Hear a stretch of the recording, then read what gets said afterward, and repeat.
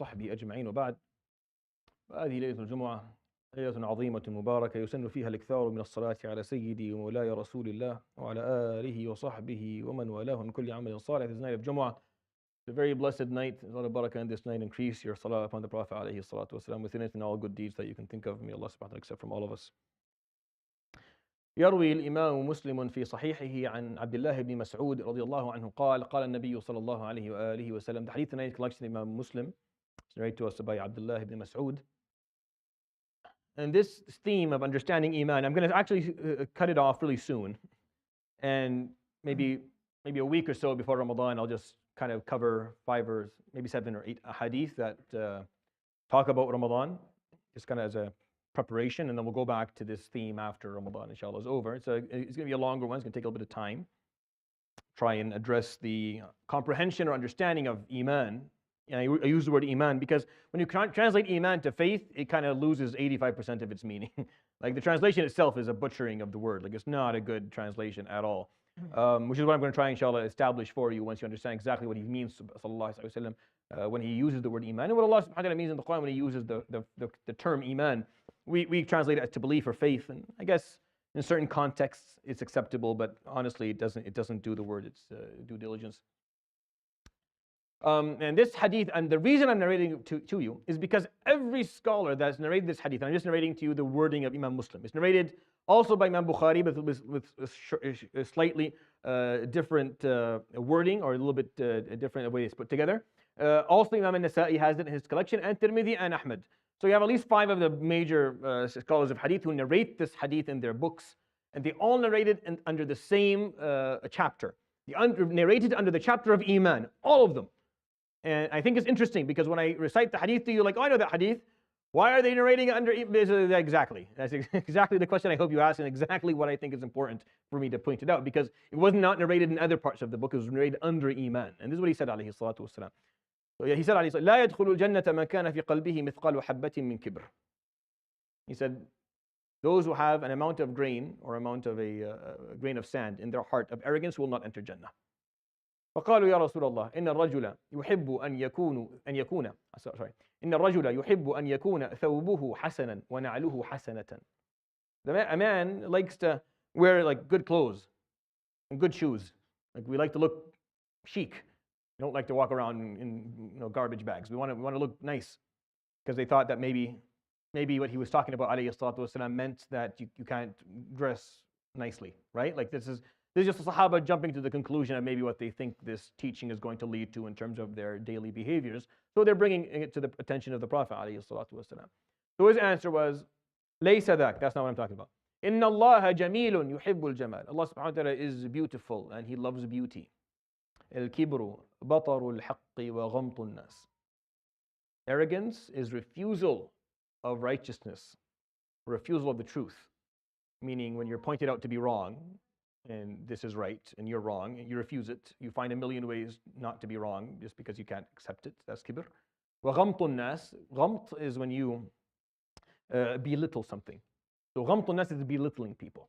So he's saying kibr is either the refusal of haqq, I mean you cannot accept that you're wrong, or that you didn't do the right thing, or your belief was off, or that your opinion was off, or that your decision at one point was off and that wasn't haqq, that you fall into batil, or that you belittle others.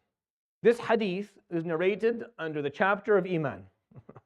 It's not narrated under the chapter of ethics or morals or tazkiyah or anything else. It's narrated under Eman.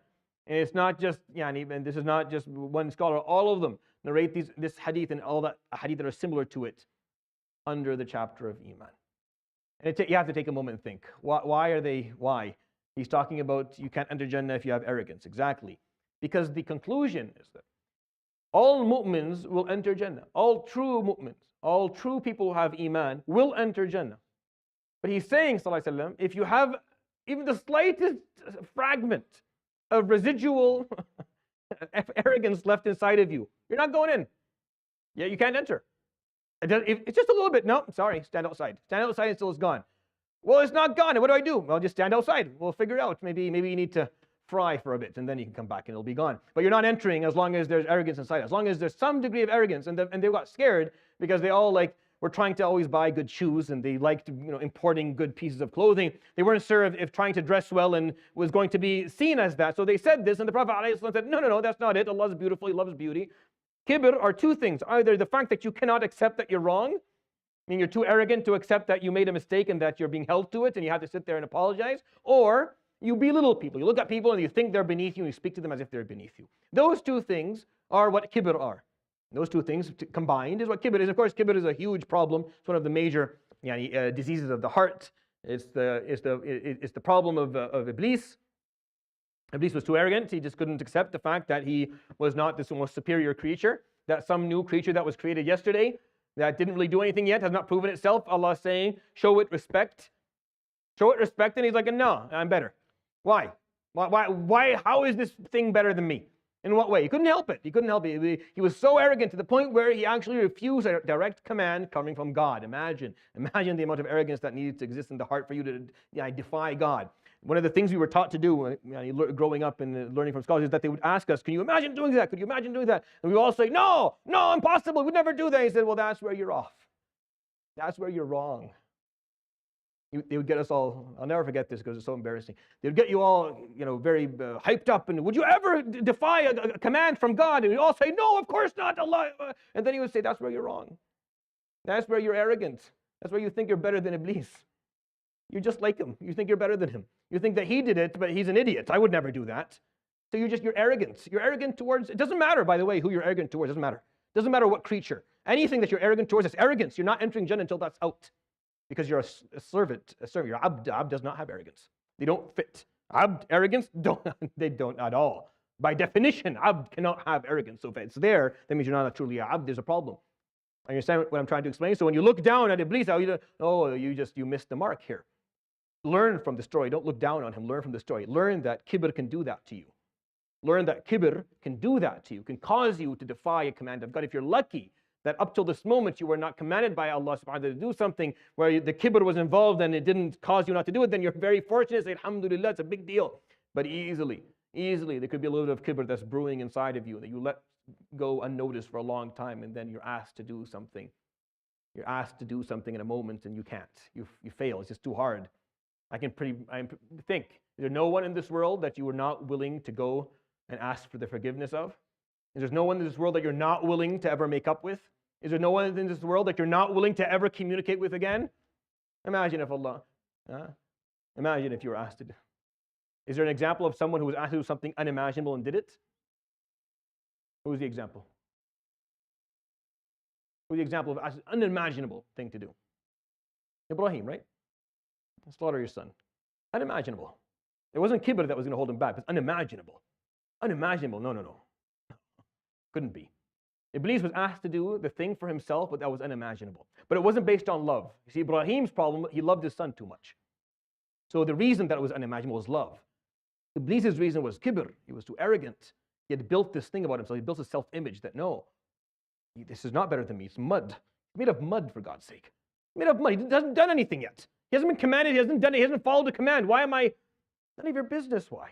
Allah subhanahu wa ta'ala said, usjud. That just doesn't do it. But he couldn't. He couldn't because arrogance was too strong. This hadith is not so that you look at Iblis and think, I would never do that. It's so that you beware. If it happened to him, it could happen to you. It could happen to me easily. Easily could happen to us. And you're not moving on the day of judgment. You're not budging, wallahi, in any direction until there's not one grain of arrogance left inside of you. Nothing. You cannot think that you are better than any living, breathing creature anywhere. And that is one heck of a mountain to climb. That's a lot of work. It is. And if you haven't done it yet, start now, because you have a long road ahead of you to get rid of all of that, to get rid of that kibr completely out of your heart. For you to be someone who submits to haqq immediately, regardless of who says it. And for you to look at people, not think anything less about them for anything that they do or anything about who they are. For you to think less about someone because of their background, that is just pure evil. But it's easy to think less of people based on things they do or they don't do. What if they don't salli? They don't pray. Haven't prayed a day in their lives. Someone who continues to openly sin. Are you better than them? Are you? You don't openly sin. You don't commit zina daily. You don't drink. What about those who do it and they're not forced? They're just doing it. Are you not better than them? The answer is unequivocally no. No. Allah subhanahu wa ta'ala will be the judge of that yawm al-qiyamah. You're just fortunate that Allah subhanahu wa ta'ala put you on a path of khair and haqq and hidayah.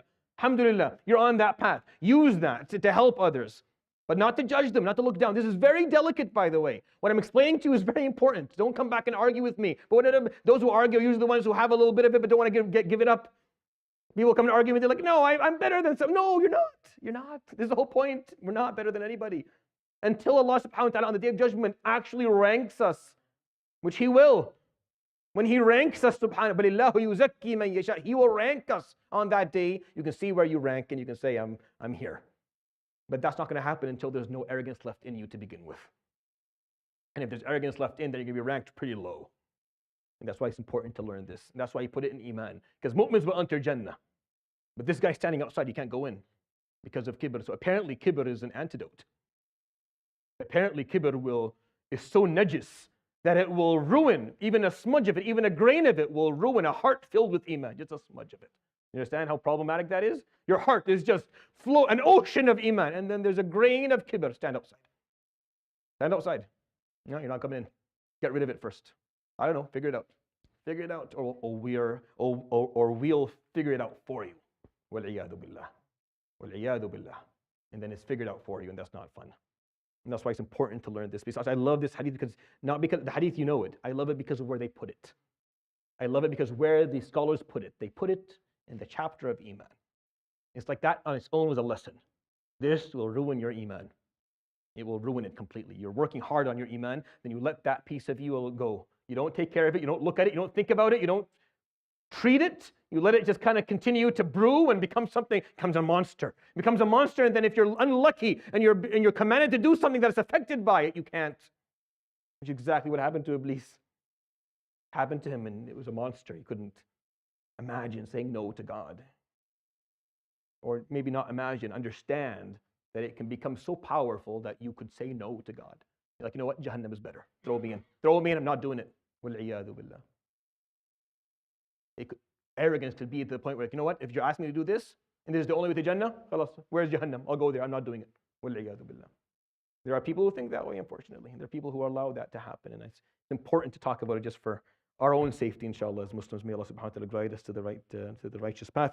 يروي الإمام مسلم في صحيحه عن عبد الله بن مسعود رضي الله عنه قال قال النبي صلى الله عليه وآله وصحبه وسلم لا يدخل الجنة من كان في قلبه مثقال حبة وفي رواية مثقال ذرة من كبر قالوا يا رسول الله إن الرجل لا يحب أن يكون ثوبه حسنا ونعله حسنة قال ليس ذاك إن الله جميل يحب الجمال الكبر بطر الحق وغمط الناس صدق رسول الله صلى الله عليه وآله وصحبه وسلم سبحانك اللهم وبحمدك أشهد أن لا إله إلا أنت أستغفرك وأتوب إليك وصلى الله وسلم وبارك على نبينا محمد وعلى آله وصحبه أجمعين جزاكم الله خير.